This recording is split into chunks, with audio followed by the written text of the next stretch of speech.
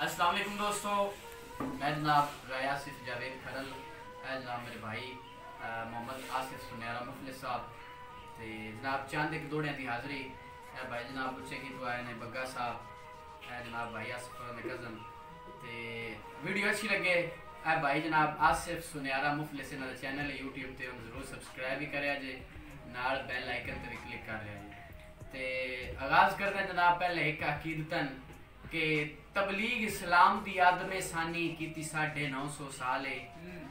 तबलीग इस्लाम दी आदम सानी की 950 साल है। बेलाखिर कौम तबाह हो गई ना बदलिया कौम दा हाल है। ते मुकी आसिफ पंज तन पाक ते गल कीता सबर सादात कमाले और सिर दे के आखिर दीन बचाया लजपाल अली दे लाले। ते एक दुनियादारी ते दौड़ा आसिफ भाई जनाब भाइयों की नजर बग्गा साहब के 60 गते मगर बेलजियां दे हिनी चोण मसीबतां लितियां 60 गते मगर बेलजियां दे हिनी चोण मसीबतां लितियां आया कदी नहीं सेक अजमाई होई गल अगी जेड़ियां बलण पसीतियां ते वते वसदा एक गल याद रखी शाला पौनी ना आण चितियां आ जेड़े निकले रुस्तम बिजली ते उन्हां कदी नो बंगा देतियां। वाह जी वाह जी आसिफ भाई जोड़ा जी के राह होंदिया रुस्तम जान के पाओ नहीं चंगा रसे सजण कुराते वट्टे मार ना बख्त दिया कर तू मोई असर दी खणगा ते शाला वक्त जवाल दा ना आवे तो संग दे लापरवाह ते क्यों जो कुत्ते उठते ही बैठे वड लेंदे जदा बखत नहीं रंदे जाते। वाह जी वाह जनाब के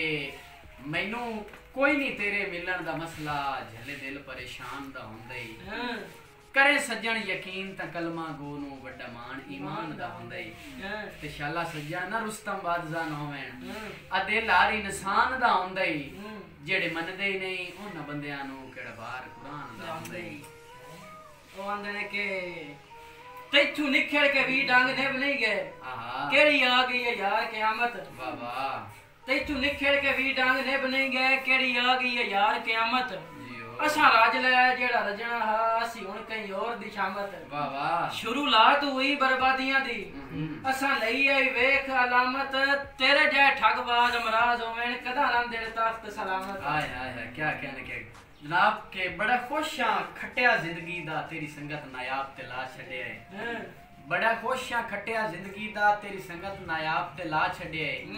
मेरा तेरे बाद जहान ते कोई नहीं जाए कुछ हिसाब दसा छड़े ते तेरा हुक्म में हरफ आखर जाता है तोए मोहसन जो फरमा छड़े ए मैं नहीं रुस्तम जागा रहे मैंने तोए बंदे लौट के खा छड़े। वाह जी वाह वंदा के सिर आईया राठ निभा वेंदन हर मार हालात दिसाए के ये गल सिर आईया राठ निभा वेंदन हर मार हालात दिसाए के देख वंजदे डंग जिंदगानी दे सजना तू वखरिया राय के ते तैनू बोले दर्द मनावे नासी गुरबत तू बैड़िया पाए के उठ जितने ही कमजोर होवेन तावी बाहर दा चैंदे बाए के जने बनदे नहीं जने जमदे हिन लजन ईमान छ देवे जने बनदे नहीं जने जमदे हिन लजन ईमान छ देवे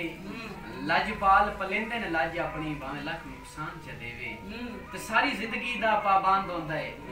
एक बार जुबान छ देवे आ साडे पासे उसे नु मारदा दिन जरा गल ते जान छ देवे। वाह जी वाह वंदा के माता लगदा समझ के सारी जिंदगी तेरी नस्ल दा रेव गुलाम है पर तोय बेकदरे कर छड़या मेरी जात नु खास तू आम है ते जेड़े देव दा गरज दी मंडी ते जी हो ओ मेरा कीते ही प्यार नीलाम है दिल उदण दा लेना ही ना तोय बशर दा दर्द सलाम है। हाय हाय दिल उदण दा लेना ही ना तोय बशर दा दर्द सलाम है के वांज कासे दे शहर हसीना दे मेरे सज्जन दे हुसन दा बा पोछा किवें मिलसी यार गरीबां नु ई वांज के नरक पापा पोछा ते केड़ी जा वसदे चन मोहसन दा ओ शहर ते ओ जा पोछा केड़े रब दा वास्ता मंदे हिन न कोल वसल खुदा पोछा। वाह जी वाह जी जनाब ओ आंदा है के तोय कर लई है तेरी अपनी मर्जी असा बेतकयाई नहीं करनी